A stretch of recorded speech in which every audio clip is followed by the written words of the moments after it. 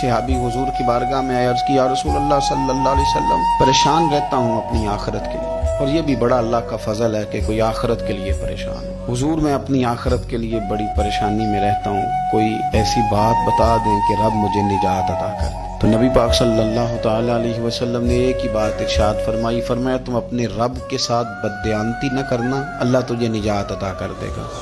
अर्ज की या रसूल अल्लाह सल्लल्लाहु अलैहि वसल्लम, अल्लाह के साथ बददयानती और खयानत क्या है? लोगों के साथ तो मामला समझ में आता है कि किसी ने कोई रकम रखवाई, कोई ड्यूटी दी, कोई जिम्मा लगाया, पूरा न किया तो बददयानती हो गई। अल्लाह के साथ बददयानती का माना क्या है? तो नबी पाक सल्लल्लाहु अलैहि वसल्लम फरमाने लगे, वो काम जो तुम्हें खालिस अपने रब की रिजा के लिए करने चाहिए थे, उन कामों में अगर तुमने नियत कर ली ना कि लोग भी देख ले, गैर का भी तुमने इरादा कर लिया, हुक्म दिया था अल्लाह रसूल ने, करने थे अल्लाह रसूल के लिए, और जब तुमने इरादा कर लिया ना कि जरा लोगों को भी पता चल जाए मैं नमाजी हूँ, तहज्जुद गुजार हूँ, कारी कुरान हूँ, आमिल बिसुन्ना हूँ, शरीयत इस्लामिया का पाबंद हूँ, जब तुमने ये वाला ज़हन बना लिया ना, तो फिर तुमने अपने रब के साथ बददयानती की,